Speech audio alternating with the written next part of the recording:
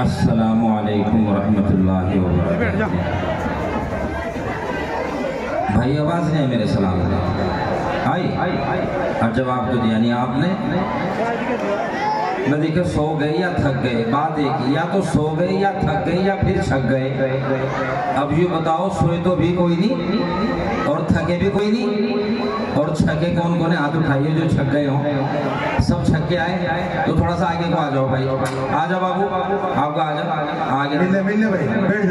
آ جائیں۔ ماشاءاللہ الحمدللہ۔ بھائی جو کھڑے ہیں نا، یہ ادھر جو کھڑے ہیں، انڈیا پاکستان کا میچ چل رہا ہے، ایسے کھڑے جیسا انڈیا جیتنے والی ہو، پاکستان ہارنے والا ہو،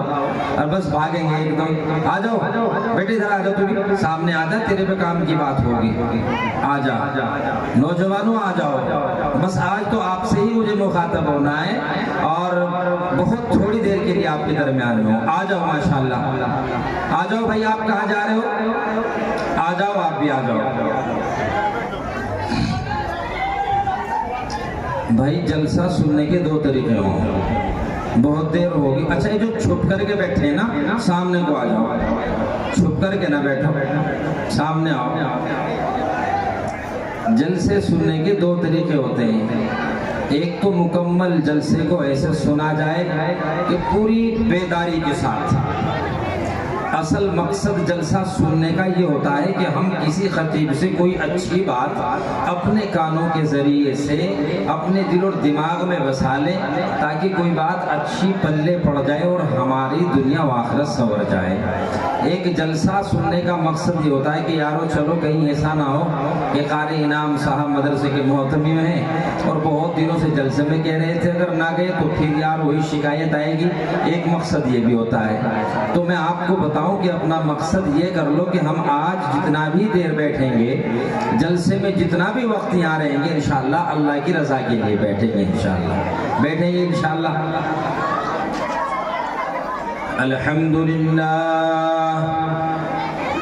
الحمدللہ نحمده ونستعینه ونستغفره ونؤمن به ونتوكل عليه ونعوذ بالله من شرور أنفسنا ومن سيئات أعمالنا من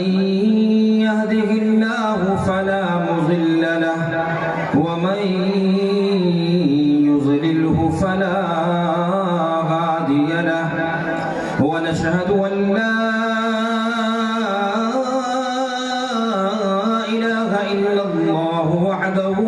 شريك له ونشهد أن محمدا عبده ورسوله أما بعد فأعوذ بالله من الشيطان الرجيم بسم الله الرحمن الرحيم الحمد لله رب العالمين الرحمن الرحيم مالك يوم الدين إياك نعبد وإياك نستعين اهدنا الصراط المستقيم صراط الذين أنعمت عليهم غير المغضوب عليهم ولا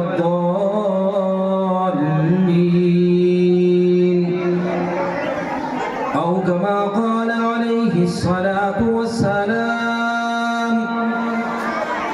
لقد كان لكم في رسول الله أسوة حسنة أو كما قال عليه الصلاة والسلام خيركم من تعلم القرآن وعلمه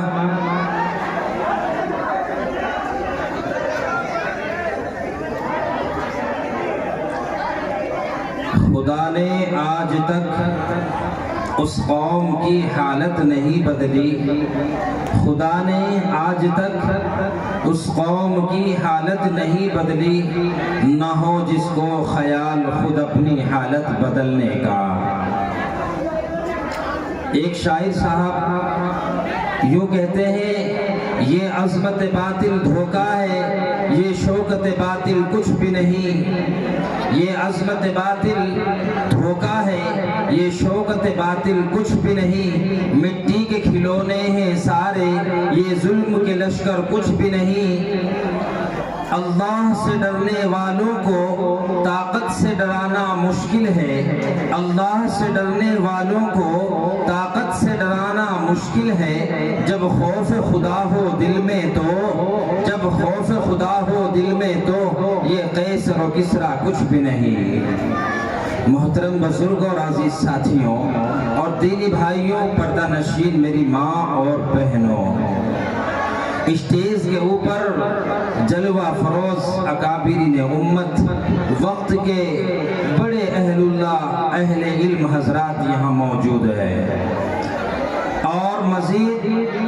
جو قرب و جوار سے آئے ہوئے مہمانان مکرم و معزز و محترم، ہمارے پیارے بھائی مہمانان کرام، ہم سب آپ کا تہہ دل سے شکریہ ادا کرتے ہیں، چونکہ جہاں اللہ اور اس کے رسول کی نسبت پر حضرت قاری انعام صاحب نے مجھے بلایا، وہیں آپ کو بھی بلایا۔ ہم ان کے بھی شکر گزار ہیں کہ الحمدللہ حضرت قاری انعام صاحب نے اپنے سالانہ جلسے کے موقع کے اوپر اللہ اور اس کے رسول کی نسبت پر مجھے اور آپ کو بلا کر شکریہ کا موقع عنایت فرمایا۔ حضرات گرامی، اللہ رب العزت نے اپنے پاک کلام کے اندر ارشاد فرمایا، لَقَدْ كَانَ لَكُمْ فِي رَسُولِ اللَّهِ أُسْوَةٌ حَسَنَةٌ۔ جلسے میں آنے والے مہمانان نظام بھی سنیں، پردہ نشی ماں بہنیں بھی سنیں، اللہ نے اس پوری روئے زمین کے اوپر سب سے زیادہ مرتبہ، سب سے عظیم شخصیت، سب سے معتبر، عظیم سے عظیم تر اور بہت بڑی شخصیت اللہ نے اپنے نبی حضرت محمد مصطفیٰ صلی اللہ علیہ وسلم کو پیدا کیا۔ اور مزید اللہ فرماتے ہیں، محمد اگر میرا مقصد تجھے پیدا نہ کرنا ہوتا تو قسم ہے مجھے میرے عزت و جلال کی، نہ یہ دنیا بناتا، نہ یہ چاند بناتا، نہ یہ سورج بناتا، نہ یہ زمین بناتا، نہ یہ آسمان بناتا۔ معلوم یہ ہوا کہ اللہ نے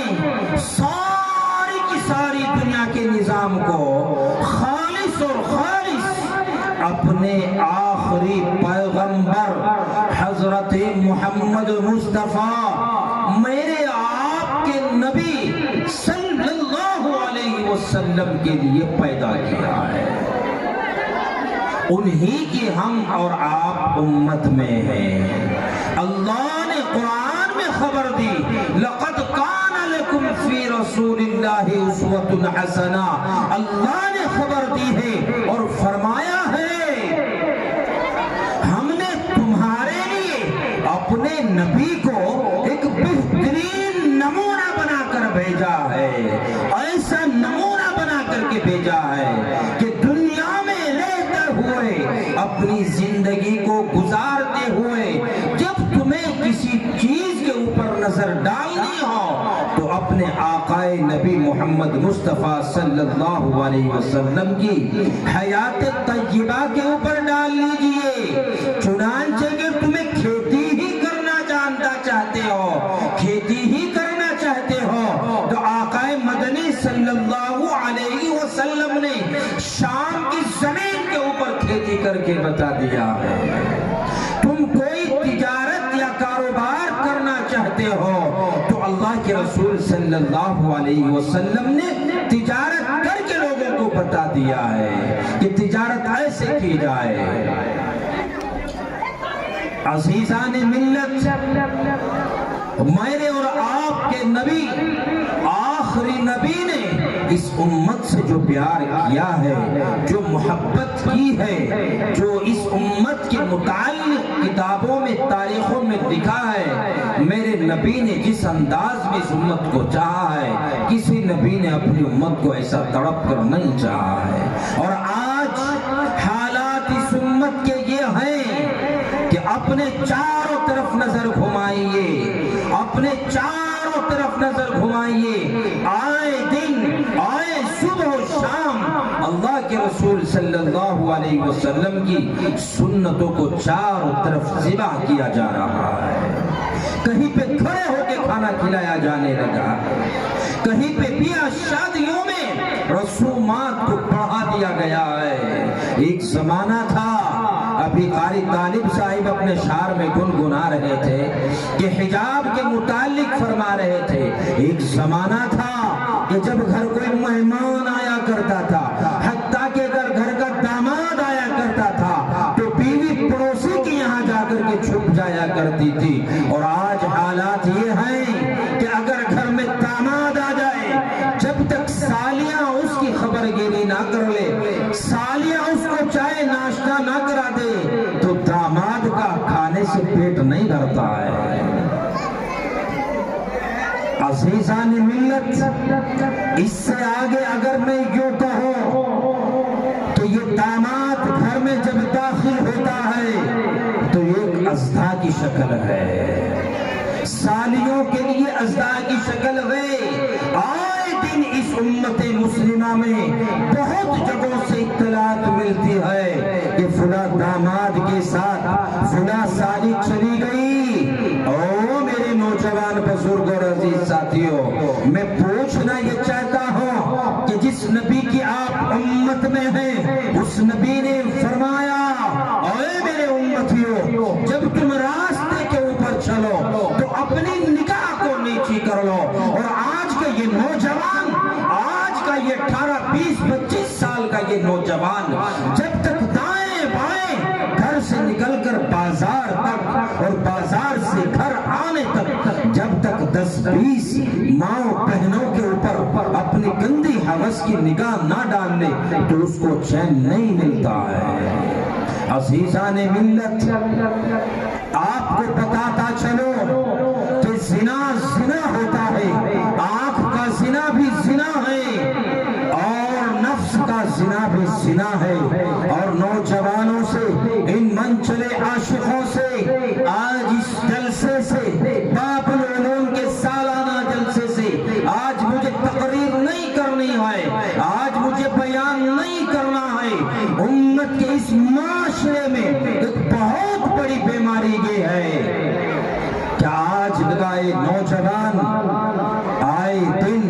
ایک ایک، دو دو، چار چار لڑکیوں کو کور کرتا پھر رہا، گھر والوں کو خبر نہیں تیری بیٹی کہاں ہے۔ اور مسلمانوں، زنا بہت بڑا قرض ہے۔ خدا کی قسم یہ مت کہنا کہ مولانا نے بڑے اندر کی بات کہی ہے، یہ میں بڑی ذمہ داری کے ساتھ کہہ رہا ہوں کہ جب سے گھروں میں یہ موبائل آئے ہیں، میں تو ہمیشہ جلسوں میں یہ پیغام دیتا ہوں، جب تم نے اپنی بیٹیوں کے ہاتھوں میں بڑے موبائل تھما دیے ہیں، اب بڑی دیواریں کرنے کی ضرورت نہیں ہے۔ گھروں میں کروڑوں روپے نہ لگائیے، اب بڑی دیواریں ہٹا دیجئے، چونکہ آپ کے گھروں میں ایک بہت بڑا شیطان گھس چکا ہے۔ اور آئے دن اس موبائل کے ذریعے سے فلاں گاؤں سے فلاں بیٹی چلی گئی، فلاں گاؤں کا لڑکا تھا، حتیٰ کہ حالات اب اس قدر خراب ہو گئے ہیں، یہ مسلم بیٹیاں، مسلم بہنیں، میری اور آپ کی بہنوں نے ایک ایسے شکنجے میں کس چکی ہے، ایک ایسے جال میں پھنس چکی ہے، اب یہ پیار میں اسے پاگل ہو گئی ہے، نہ ان کو کسی کے مذہب کا خیال ہے، نہ کسی کے نام کا خیال ہے۔ اور اگر ان سے کہا جائے، اے مسلم بیٹی، اے میری جوان بہنوں، تم نے یہ کیا کیا ہے؟ جب تو یہ کام کر ہی رہی تھی، کم سے کم کلمہ گو کو تلاش کر لی تھی، تو نے تو کسی اور کا ہاتھ کو تھام لیا ہے۔ تو جواب ملتا ہے، اے مولانا، پیار میں کوئی مذہب نہیں ہے، کوئی مذہب نہیں دیکھا جاتا ہے۔ عزیزان ملت، آپ سے ہاتھ جوڑ کر گزارش ہے، آئے دن یہ گھروں میں اپنی بیویوں سے کہہ دیجئے، اپنی بہوؤں سے کہہ دیجئے، اپنی بھابیوں سے کہہ دیجئے، اے میری بیوی، اے میری ماں، اے میری بہن، دیکھ تو جہاں چاہتی ہے ہم تیری شادی وہاں کر دیں گے، خدا کے واسطے ایسا کام مت کر جس سے کہ سڑک پہ چلتا ہوا تیرا باپ اپنی نظر جھکا کے چلے، تیرا بھائی اپنی نظر جھکا کے چلے، تیری ماں کو، تیری بہن کو لوگ ضلالت کی نظروں سے دیکھیں۔ آج امت کا ایک بہت بڑا طبقہ، شام ہوتے ہی تم بستی سے باہر نکلنا، ایک لڑکا اس کونے پہ کھڑا ہوا نظر آئے گا، ایک اس کونے پہ کھڑا ہوا نظر آئے گا، ایک اس کونے پہ کھڑا ہوا نظر آئے گا، اور سارے کے سارے بس موبائل پہ لگے ہوئے ہیں۔ ان سے اگر آپ پوچھیں بیٹا بات کس سے کرتے ہو، بیٹا کیوں بات کر رہے ہو، تو جواب ملے گا میرے فرینڈ کا فون تھا، میرے دوست کا فون تھا۔ نانا دوستو، نوجوانوں، خدا کی قسم مجھے جھوٹ بول کر بہکا دو گے، اپنے والدین کو جھوٹ بول کر کے بہکا دو گے، مگر یاد رکھ لیجئے رات کا بنانے والا اور رات کے بعد دن کو لانے والا اور چاند کے بعد سورج کو لانے والا اور سورج کے بعد چاند کو لانے والا اور اس آسمان میں تاروں کی چادر بچھانے والا، خدا کی قسم اس ذات مقدسہ نے، ذات عالیہ نے تیرے میرے کاندھوں کے اوپر دو فرشتوں کو مقرر کیا ہے، فرمایا کرامن کاتبین یعلمون ما تفعلون۔ اللہ فرماتے ہیں اے میرے بندے، اے میرے بندے خبردار، ہم نے تیرے کاندھوں کے اوپر فرشتوں کو، دو فرشتوں کو مقرر کر دیا ہے، ایک تیری اچھائی کو لکھتا ہے اور ایک تیری برائی کو لکھتا ہے، چنانچہ اگر تو رات کی سیاہ تاریکی کے اندر جب رات چھا جائے، اندھیرے میں تجھے کوئی بشر نہ دیکھے، اس وقت اللہ کے فرشتے تیری حرکتوں کو نوٹ کر رہے گے۔ ہائے تو اللہ کے حضور کھڑا ہے، فرشتہ لکھ رہا ہے، اے اللہ یہ فرشتہ لکھ رہا ہے، اے اللہ تیرا بندہ عبادت میں کھڑا ہوا ہے، تیرے سامنے کھڑا ہوا ہے، اگر تو بدکاری کر رہا ہے تو اللہ کے یہ فرشتے تیری حرکت کو، بدی کی حرکت کو بھی نوٹ کر رہے ہیں۔ نوجوانوں، آپ سے آج یہ عرض کر کے جا رہا ہوں، کسی کی ماں، بہن، بیٹی کے اوپر غلط نگاہ ڈالنے سے پہلے ایک مرتبہ اپنی بہن کو بھی دیکھ لیا کرو، دوسروں کے گھروں میں اس شیطانی ڈاکے کو ڈالنے سے پہلے اپنے گھروں کو بھی دیکھ لیا کرو۔ علماء کی موجودگی میں مکمل واضح طور سے آج اس امت کے نوجوانوں کو پیغام دے کے جا رہا ہوں، اگر تم نے کسی کی بہن کے ساتھ زنا کیا ہے تو زنا ایک قرض ہے، زنا ایک قرض ہے، اور ایسا قرض ہے کہ اگر تو نے یہ گناہ کر لیا، تو نے یہ زنا کر لیا، خدا کی قسم اللہ تجھے جب تک زندہ رکھیں گے جب تک تیری نسلوں کے ساتھ زنا نہ ہو جائے۔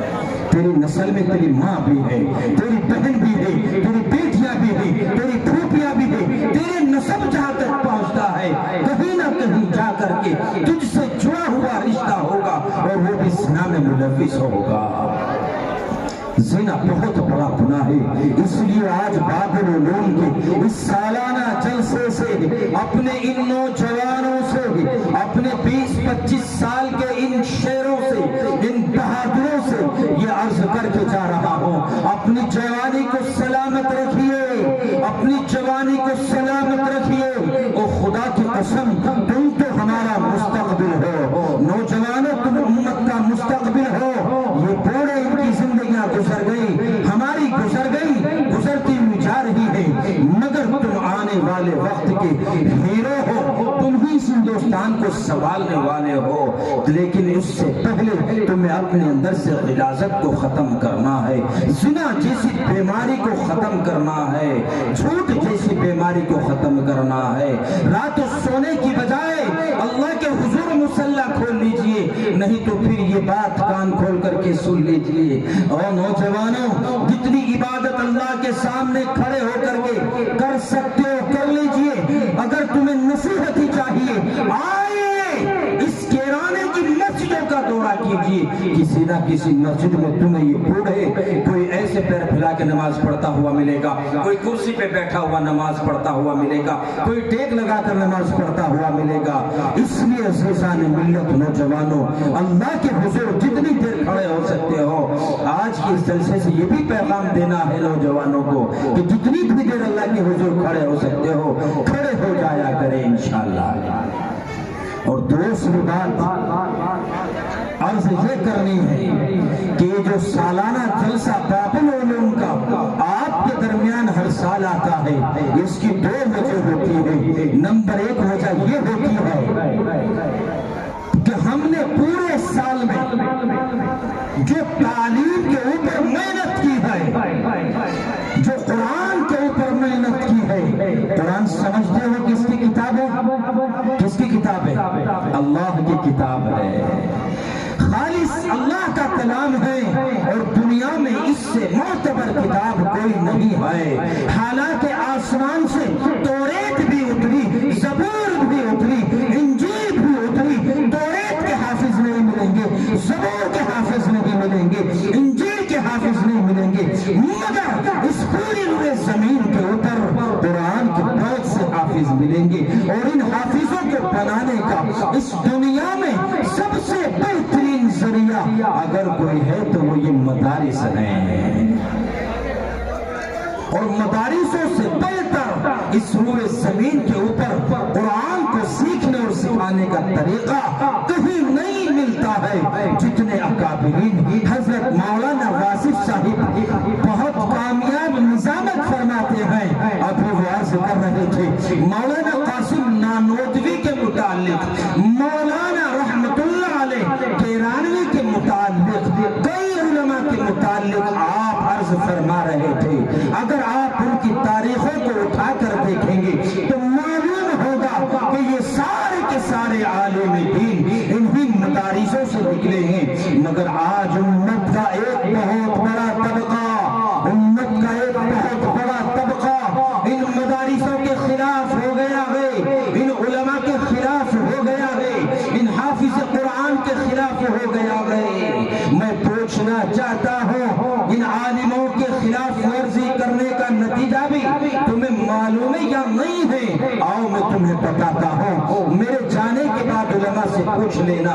पूछ लेना। हज़रात काबिरीन यहाँ मौजूद है, अगर कोई शख्स इन उलमा से बददियानती करता है, इन उलमा के खिलाफ अपनी जबान दराजी करता है, वो खुदा की कसम उसकी नस्लों में तुम्हें कोई हाफिज कुरान नहीं मिलेगा, कोई आलिम दीन नहीं मिलेगा। बाबुल उलूम के मुहतमिम कारी इनामुल्लाह साहिब, यहाँ के मुदर्रिसीन साहिब, मैं सबको मुबारकबाद देता हूँ। जिस जमाने में हुकूमत से लेकर और तेरे अपने लोग मदारिसों को बंद कर देना चाहते हैं, इस जमाने में भी डंके की चोट के ऊपर कह देता हूँ, अगर ये मदारिस तुम लोगों ने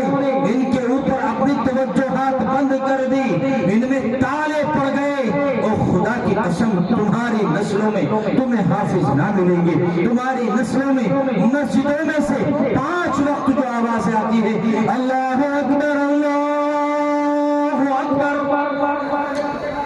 अशहदु अन ला इलाहा इल्लल्लाह, हाय कोई अल्लाहु अकबर कहने वाला नहीं मिलेगा, कोई अशहदु अन ला इलाहा इल्लल्लाह कहने वाला नहीं मिलेगा, कोई कलमा पढ़ने पढ़ाने वाला नहीं मिलेगा, कोई नमाज सीखने सिखाने वाला नहीं मिलेगा। इसलिए अज़ीज़ान मिल्लत, इन उलमा की कदर कीजिए, इन मदारिस की कदर कीजिए, और याद रख लीजिए, अगर आज इस वक्त में आप लोगों ने इन मदारिसों से अपनी मोहब्बत को न बढ़ाया, इन मदारिस में पढ़ने पढ़ाने वालों को अपनी मोहब्बतें ना दी, अपना जान माल इनके ऊपर खर्च ना किया, तो खुदा की कसम बहुत जल्द वो जमाना देखोगे कि मस्जिदों में कोई आवाज देने वाला ना मिलेगा, न जनाजे की नमाज पढ़ाने वाला कोई मिलेगा, क्योंकि हमारे तानों ने और हमारी ताना कशनी ने इनको बोझल बना दिया है। اور تیسری بات، لقد کان لکم فی رسول اللہ اسوۃ حسنہ، اللہ نے ہمارے نبی کو ہمارے لیے بہترین نمونہ بنا کر کے بھیجا ہے۔ بس اس کے حوالے سے آخری بات بتا کے میں اپنی بات کو مکمل کرتا ہوں۔ آپ سمجھ لیجئے، آپ جان لیجئے کہ آپ کس کے امتی ہیں؟ سب کہیں حضرت محمد مصطفیٰ صلی اللہ علیہ وسلم، سب کہیں صلی اللہ علیہ وسلم۔ جانتے ہو اپنی امت سے کتنا پیار فرمایا، اتنا پیار فرمایا، اتنا پیار فرمایا۔ آپ صلی اللہ علیہ وسلم جاتے جاتے بھی اس امت کو سلام کہہ کے چلے گئے۔ آخر زمانہ ہے، بخار کا زمانہ ہے، موت سے 3 دن قبل پہلے بخار پڑ جاتا ہے۔ حضرت میمونہ رضی اللہ تعالی عنہا کے کمرے میں آئے، میمونہ سے کہتے ہیں اے میری بیوی میمونہ، ساری میری بیویوں کو بلاؤ۔ چنانچہ ساری بیویوں کو بلایا گیا اور ساری بیویوں سے بلا کر کے کہا گیا اے میری بیویوں، اے میری بیویوں، میں یہ چاہتا ہوں کہ میری بیماری کی جو ایام ہیں، اس وقت میری جو طبیعت خراب ہے، ان دنوں میں اپنی عائشہ رضی اللہ تعالی عنہا کے گھر پہ اس کے حجرے میں آرام کرنا چاہتا ہوں۔ ایک زبان میں سب بیویوں نے اجازت دی۔ چنانچہ آپ صلی اللہ علیہ وسلم بخار کی حالت میں ہیں، پسینے سے سرابور ہے، آوازیں آنے لگی، مسجد میں شور ہونے لگا، چاروں طرف سے آواز آنے لگی۔ اللہ کے رسول صلی اللہ علیہ وسلم، میرے آپ کے آخری نبی کا آخر وقت ہے۔ میرے نبی نے پوچھا یہ آواز کیوں آ رہی ہے؟ بتایا گیا یا نبی اللہ، آپ کی طبیعت کے خوف کی وجہ سے صحابہ کرام کے دل تڑپ رہے ہیں، رو رہے ہیں۔ آقا مدنی صلی اللہ علیہ وسلم نے فرمایا مجھے اٹھاؤ اور مجھے میرے صحابہ کے پاس لے چلو۔ چنانچہ اٹھنے کی کوشش کی، اٹھانا گیا۔ حضرت فضل عباس رضی اللہ تعالی عنہ وہاں موجود تھے اور حضرت طالب رضی اللہ تعالیٰ عنہ، 2 صحابی موجود تھے، غالباً دوسرے صحابی کا نام طالب تھا۔ اٹھایا، پکڑا اور مسجد میں لے کے گئے، اور وہ آپ کا آخری خطبہ تھا، اور اس خطبے میں آپ نے اپنی امت کو کئی پیغام دیے۔ ایک یہ پیغام دیا اے میرے صحابہ،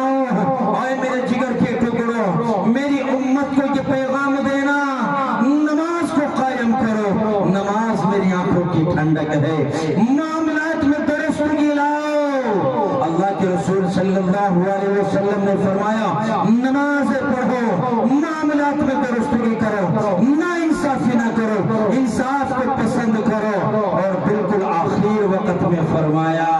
کہ میری امت کو ایک پیغام یہ بھی دینا کہ آپ کے نبی آپ کو سلام کہہ کے جا رہے ہیں۔ یہ آخری زبان تھی۔ وہاں سے نکلنے کے بعد آپ حجرے میں تشریف لائے، حجرے میں لٹایا گیا۔ لیٹانے کے بعد حضرت جبرائیل علیہ السلام اندر داخل ہوئے اور فرمایا نبی اللہ، حضرت اسرائیل باہر موجود، اندر آنے کی اجازت چاہتے ہیں۔ جانتے ہو حضرت اسرائیل کون ہے؟ حضرت اسرائیل ملک الموت کا فرشتہ ہے، وہ تیری روح کو بھی قبض کرے گا، میری روح کو بھی قبض کرے گا، کیونکہ اللہ نے فرمایا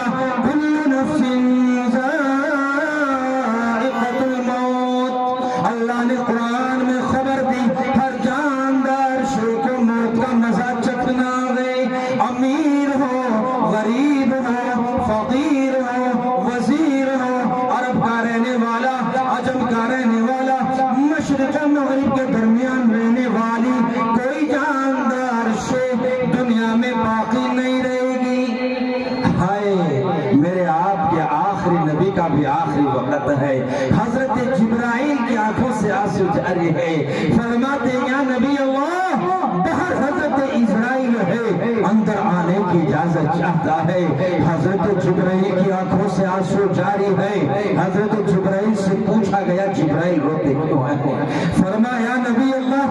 مجھے محسوس ہو رہا ہے کہ شاید اس روئے زمین کے اوپر آج آخری مرتبہ آپ کا دیدار کر رہا ہوں، آج آخری بات آپ سے کہہ رہا ہوں۔ یا نبی اللہ، باہر اسرائیل کھڑا ہوا ہے، آپ اجازت دے تو بلاؤ۔ حضرت اسرائیل باہر ہیں، حضرت جبرائیل سے کہا گیا اسرائیل کو بلائیے، میرے اور آپ کے آخری نبی کے دروازے پہ جب حضرت اسرائیل اندر داخل ہوتا ہے فرماتے ہیں السلام علیکہ یا رسول اللہ۔ کون سلام کر رہا ہے؟ موت کا فرشتہ ہے۔ موت کی سختی بھی بڑی عجیب چیز ہوتی ہے، یہ پیروں کی جانب سے داخل ہوتی ہے اور خدا کی قسم جس جس حصے میں پہنچتی ہے توڑ کر رکھ دیتی ہے۔ پیروں میں گھستی ہے، پیروں کو توڑ دیتی ہے، ہاتھوں میں گھستی ہے، ہاتھوں کو توڑ کر رکھ دیتی ہے، آنکھوں کی جانب جاتی ہے، آنکھیں پھٹ جاتی ہیں، بے نور ہو جاتی ہے، نہ آنکھوں سے دیکھ سکتے ہو، نہ کانوں سے سن سکتے ہو، نہ ان پیروں سے چل سکتے ہو، نہ ہاتھوں کی حرکت ہے، نہ زبان کی حرکت ہے، بدن کا کوئی حصہ حرکت نہیں کر سکتا ہے جب موت کا فرشتہ اندر داخل ہوتا ہے۔ چنانچہ اللہ کے رسول صلی اللہ علیہ وسلم سے حضرت اسرائیل نے کہا یا نبی اللہ، مجھے اللہ نے آپ کے پاس بھیجا ہے، آپ اگر اجازت دیں تو میں واپس لوٹ جاؤں، نہیں تو اللہ کے رسول صلی اللہ علیہ وسلم اللہ آپ سے ملاقات چاہتا ہے، اور خدا کی قسم میری اور آپ کی طرح اگر کوئی ہوتا تو کہتا ہے اسرائیل رک جا، میں ذرا اپنے بیوی بچوں کو دیکھ لوں، ذرا میں اپنے ماں باپ کو دیکھ لوں، اپنی بہنوں کو دیکھ لوں، اپنے دوستوں کو دیکھ لوں، میرے بہت سا کام باقی ہے۔ مگر جہاں کے سردار سرور کونین صلی اللہ علیہ وسلم جس کے لیے اللہ نے پوری دنیا کے نظام کو بنایا، ایک مرتبہ یہ نہیں کہا ہے کہ میری ساری بیویوں کو بلا لاؤ، میرے جگر کے ٹکڑوں کو بلا لاؤ، میرے صحابہ کو جو مانند ستارے ہیں ان کو بلا لاؤ، کسی کے متعلق کچھ نہیں کہا۔ اگر کہا تو بس یہ جملہ سن کر کے جانا، یوں فرمایا اے اسرائیل میں اللہ کے پاس جانے کے لیے تیار ہوں، مگر میرے جانے کے بعد میری امت کا محافظ کون ہوگا؟ میری امت کا محافظ کون ہوگا؟ اے میرے اللہ اگر آج اس امت کی جانب دیکھیں، نہ آج امت کے پاس میرے نبی کا داڑھی کا طریقہ موجود ہے، نہ اس امت کے پاس میرے نبی کا لباس موجود ہے، نہ اس امت کے پاس بھی آج شادیوں کا طریقہ موجود ہے۔ آج یہود و نصارہ والے لباس ہے، نوجوانوں کو دیکھو انگلش والوں کے بال موجود ہے، پھٹی ہوئی پیٹ موجود ہے۔ میرے نبی نے کہا اے اسرائیل میں بھی اللہ سے ملاقات کا شوق رکھتا ہوں، مگر جانے سے پہلے اللہ سے ایک بار یہ پوچھ کے آ جا کہ میرے جانے کے بعد میری امت کا محافظ کون ہوگا۔ حضرت اسرائیل علیہ السلام اللہ کے حضور پہنچتے ہیں، فرمایا اے عرش و کرسی کے مالک، زمین و آسمان کے بنانے والے، مجھے بنانے والے، سارے جہان کو بنانے والے رب، آپ کا جو محبوب ہے، آپ کا جو لاڈلا نبی ہے، وہ آنے سے پہلے یہ پوچھنا چاہتا ہے کہ اس کی امت کا محافظ کون ہوگا۔ اور خدا کی قسم اللہ کے بھی فضل دیکھیے، اللہ نے دیر نہ کر یوں فرمایا اے اسرائیل جا کر کے میرے نبی سے کہہ دے کہ اس کی امت کا محافظ میں ہوں گا۔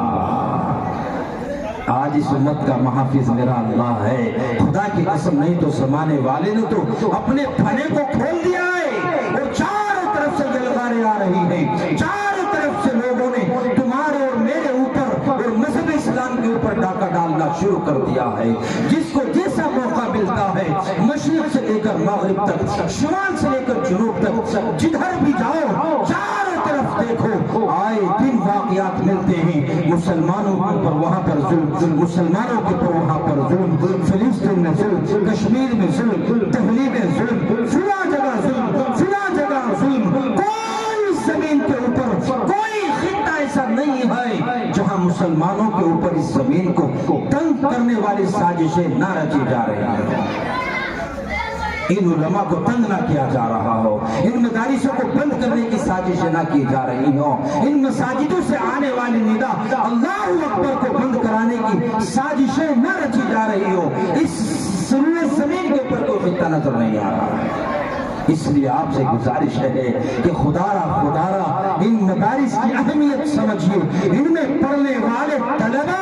عام طلبہ نہیں ہیں، ان میں پڑھنے والے طلبہ عام مہمان نہیں ہیں. پوچھو حضرت مولانا محفوظ موجود ہے، مولانا واصف موجود ہے، مولانا یعقوب موجود ہے، کئی اکابرین امت کے اس وقت اسٹیج کے اوپر موجود ہیں. فرمایا کہ جو ان مدارسوں میں علم حاصل کرتے ہیں ان کو مہمانان رسول کہا گیا ہے. یہ نبی کے مہمان ہیں، یہ نبی کا گھر ہے. میں ہر سال کی طرح اس سال بھی یہاں آیا اور جب بھی یہاں آتا ہوں کوئی نہ کوئی چیز نہیں پاتا ہوں. یہ اللہ کا فضل اور آپ لوگوں کی مہربانی ہے کہ آپ ہمیشہ اپنے مدرسے کو اپنا وقت بھی دیتے ہیں، اپنا مال بھی دیتے ہیں. اور خدا کی قسم اس مدرسے میں دیا ہوا وقت، اس مدرسے میں دیا ہوا مال، دی ہوئے جان، کوئی بھی چیز تم نے اس مدرسے کو پیش کی ہو یہ آخرت میں تو ملے گی ہی ملے گی، مگر دنیا میں بھی کئی گنا تمہیں اللہ تبارک و تعالیٰ عطا کریں گے. چنانچہ آپ صلی اللہ علیہ وسلم اپنے آخری وقت میں حضرت اسرائیل تشریف لائے. یا نبی اللہ، آپ کا پیغام پہنچا دیا، آپ کے لیے خوشخبری ہے. اللہ کے رسول صلی اللہ علیہ وسلم آخری نبی، میرے آپ کے نبی فرماتے ہیں اے اسرائیل آپ اپنا کام شروع کیجئے. حضرت اسرائیل علیہ السلام نے اپنا کام شروع کیا. جب ملک الموت روح کو نکالنے والا فرشتہ آپ کے سینہ مبارک تک پہنچتا ہے، آپ کی آنکھوں سے آنسو چھلک پڑے اور کہا ہے ملک الموت اے اسرائیل سچ بتانا، جب تو اور لوگوں کی روح کو نکالتا ہے کیا اسی طریقے سے نکالتا ہے؟ فرمایا نبی اللہ آپ تو نبی ہیں، آپ کی روح کو تو بہت آسانی کے ساتھ نکالا جاتا ہے. فرمایا میرے آپ کے آخری نبی نے اپنے نبی کی آخری بات سنو، اپنے نبی کی زبان سے نکلے ہوئے آخری کلمات سنو، اس امت کے لیے سنو. فرمایا اے اسرائیل جب تیرا ہاتھ میری گردن کے اوپر پہنچا مجھے یہ محسوس ہوا کہ تو نے کوئی بہت وزن کی چیز، احد پہاڑ کے برابر کوئی چیز میری گردن کے اوپر رکھ دی ہے. فرمایا اے اسرائیل خبردار، جتنی تیرے بازو میں طاقت ہے مشرق سے لے کر مغرب تک، شمال سے لے کر جنوب تک، جتنی اللہ نے تیرے بازو میں طاقت دی ہے وہ ساری کی ساری طاقت آج اس نبی کے اوپر لگا دے. مگر خبردار جب میرے امتی کی روح کو قبض کرنے کا نمبر آئے، میرے امتی کی روح کو قبض کرنے کا نمبر آئے، ان کو تکلیف نہ دینا. کس کا پیغام؟ آپ کے نبی میرے آخری نبی کا پیغام ہے. اور آج حالات یہ ہیں کہ اسی کی سنت کو نالیوں میں ذبح کیا جاتا ہے، آج اسی کے گھر کو بدنام کیا جاتا ہے. یہ جو مدارس ہیں آپ ان کو مدارس کی نیت سے مت دیکھ لیجئے، یہ دین کے قلعے ہیں، دین کے مضبوط ستون ہیں. اگر ان ستونوں میں بال برابر فرق آ گیا، ان ستونوں کو گرا دیا گیا تو خدا کی قسم یاد رکھ لیجئے نہ چہروں پہ داڑیاں سلامت ہوں گی، نہ سروں پہ ٹوپیاں سلامت ہوں گی، نہ آسانی کے ساتھ مسجدوں میں جا سکو گے، نہ مسجدوں سے اذانیں آئیں گی، نہ گھروں سے قرآن کی تلاوتیں آئیں گی، نہ الحمدللہ رب العالمین پڑھنے والا ملے گا، نہ یاسین پڑھانے والے ملیں گے، اور حتیٰ کہ کوئی دفنانے والا تمہیں نظر نہیں آئے گا،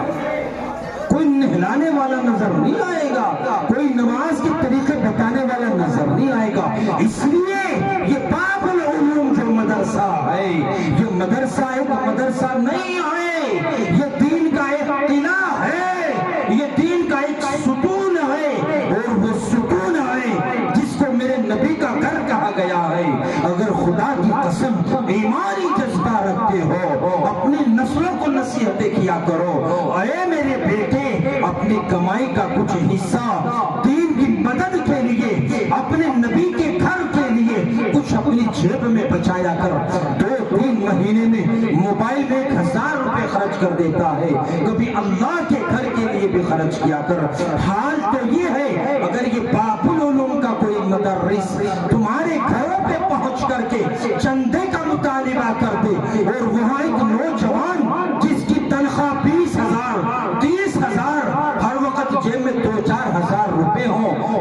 قاری نام صاحب کہیں کہ بیٹا ہم مدرسے کے سالانہ جلسے کے متعلق چندے کے لیے آئے ہیں، تعجب تب ہوتا ہے تب آپ کا وہ بیٹا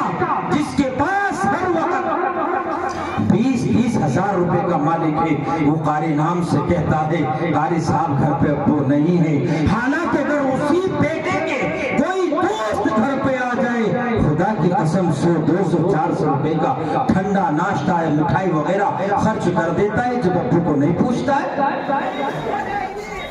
اور بسا اوقات ابو بھی یہ کہتے ہیں کہ بیٹے کو آ جانے دو، ہم انشاءاللہ مولانا کرا دیں گے۔ اور خدا کی قسم یہ بھکاری نہیں ہے، یہ اللہ کی دین کی خدمت کے لیے چلے ہوئے ہیں، دین کی خدمت کے لیے تمہارے گھروں تک پہنچتے ہیں، اور یہ مدارس قرآن کی خدمت کے لیے انہوں نے کیے ہیں، چونکہ میرے نبی نے فرمایا تھا خیرکم من تعلم القرآن وعلمہ، اللہ کے نبی نے خبر دی کہ تم میں سب سے بہتر وہ شخص ہے جو قرآن کو سیکھے اور قرآن کو سکھائے۔ علامہ سیوطی رحمت اللہ علیہ کے بارے میں لکھا ہے، علامہ سیوطی رحمت اللہ علیہ فرماتے ہیں ایک مرتبہ مسجد نبوی میں اللہ کے رسول صلی اللہ علیہ وسلم اپنے صحابہ کو لیے بیٹھے ہوئے ہیں، تھوڑی دیر میں ہی ایک بزرگ سفید داڑھی والے سفید پوشاک والے مجلس کو چیرتا ہوا آتا ہے اور اللہ کے رسول کے کان میں کچھ کہہ کے چلا جاتا ہے۔ اللہ کے رسول نے فوراً ایک صحابی کو بلایا، اے میرے صحابی ادھر آ۔ اس صحابی سے پوچھا کہ جانتے ہو یہ کون تھا؟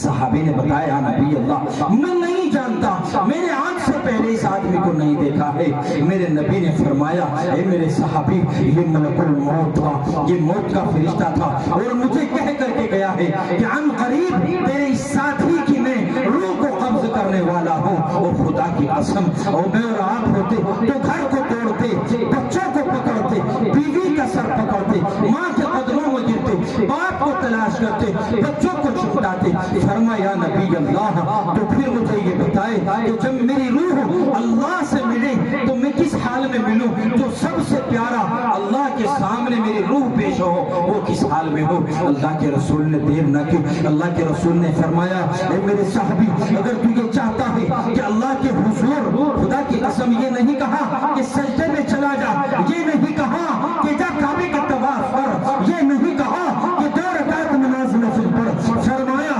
علامہ سیوطی رحمت اللہ علیہ بیان کرتے ہیں، فرمایا میرے آقا صلی اللہ علیہ وسلم نے اے میرے صحابی تو پھر دیر نہ کر، جا اللہ کے مقدس قرآن کو اٹھالا، اللہ کی کتاب کو اٹھالا اور تو تلاوت کرتا جا، تو تلاوت کرتا جا حتیٰ کہ جب تک تجھے موت نہ آئے تو تلاوت میں مشغول رہنا۔ لکھا ہے علامہ سیوطی رحمت اللہ علیہ بیان کرتے ہیں کہ وہ تلاوت کرتے گئے اور ادھر ملک الموت کا فرشتہ یا روح کو قبض کر کے لے گیا۔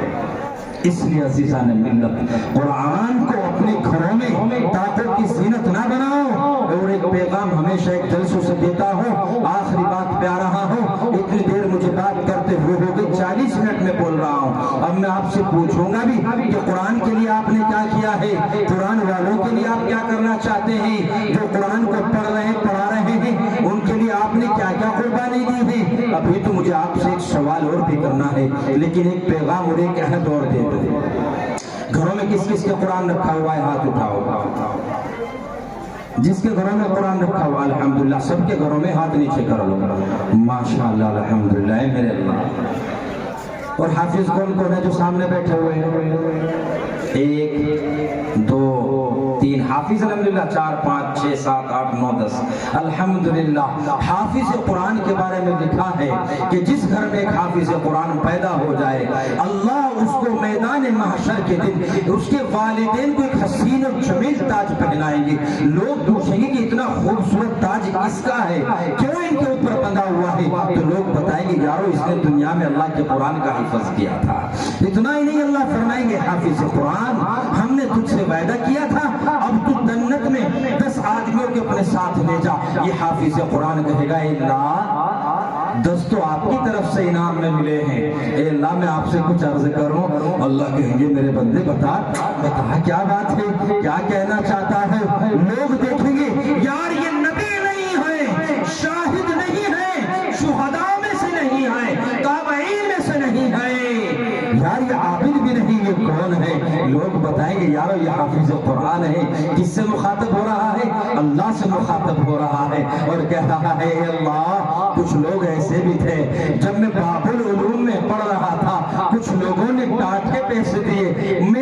جب میں بیٹھا تو ان کے پیسوں کے ڈانٹ کے اوپر بیٹھا یا اللہ کچھ لوگوں نے میرے کھانے کا انتظام کیا کچھ لوگوں نے میرے نماز پڑھنے کا انتظام کیا کچھ لوگوں نے میرے لیے پانی کا انتظام کیا یا اللہ اگر آپ اجازت دیں تو میں ان کو بھی لے جاؤں بعض جگہوں کے اوپر ایک چھوٹی سی کتاب میں نے پڑھا حافظ قرآن بریے میں لکھا ہے کہ ایک موقع میدان معاشر میں اللہ حافظوں کو ایسا بھی دیں گے حافظوں سے کہیں گے کہ تم نے دنیا میں میرے قرآن کو اپنے سینے میں بسایا ہے آج میں دنیا کو تیرا مقام بتانا چاہتا ہوں اے حافظ قرآن جا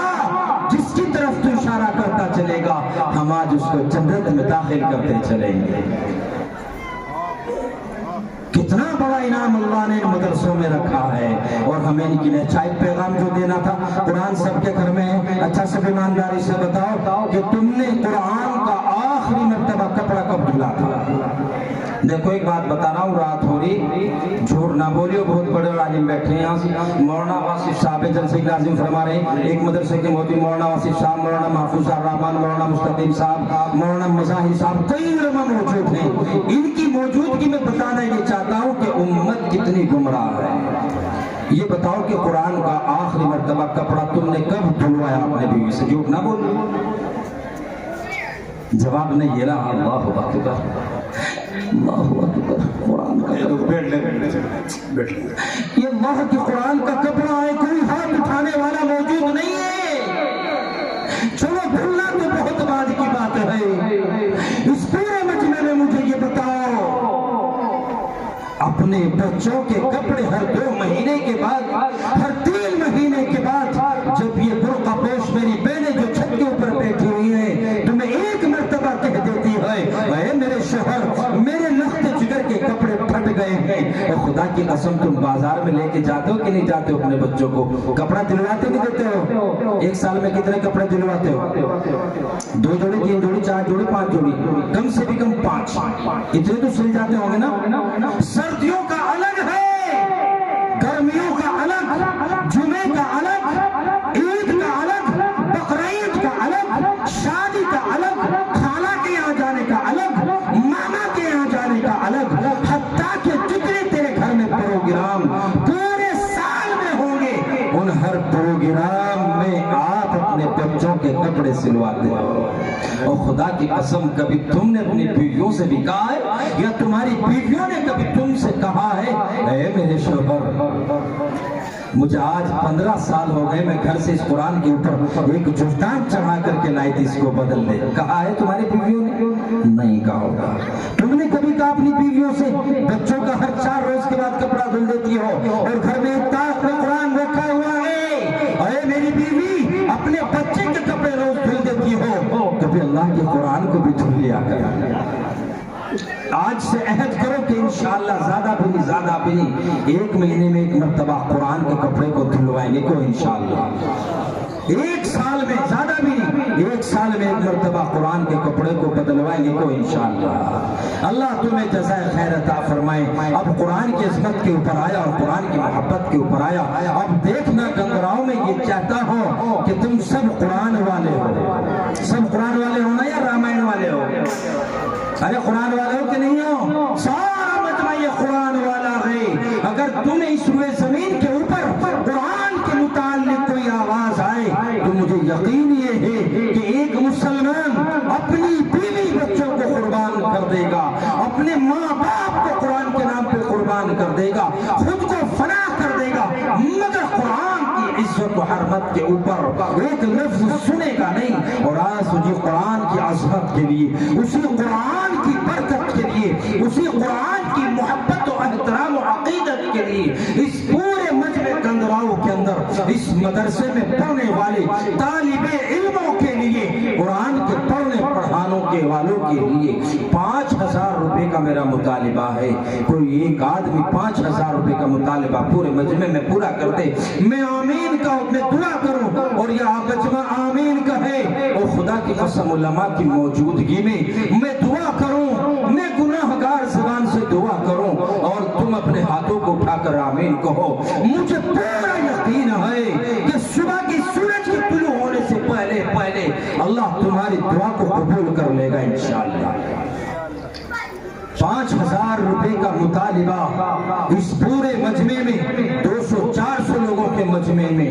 پورے مجمع میں 5,000 روپے کا مطالبہ اللہ اور اس کے رسول کی خاطر، اللہ اور اس کے رسول کے قرآن کی خاطر، اس مدرسے کی خاطر، اس مدرسے میں پڑھنے والے نبی کے مہمانوں کی خاطر۔ یہاں مدرسے میں بہت سے اخراجات ہوتے ہیں، تعمیر کا اخراجات ہے، کھانے کے اخراجات ہیں، مہمانوں کے اخراجات ہیں، لائٹ کے بل کے اخراجات ہیں، اور دیگر بہت سے کاغذات کے اخراجات ہیں، اور قرآن کے جیسے اخراجات ہیں۔ عزیزان ملت، یہ پورا مجمع اگر خاموش رہے گا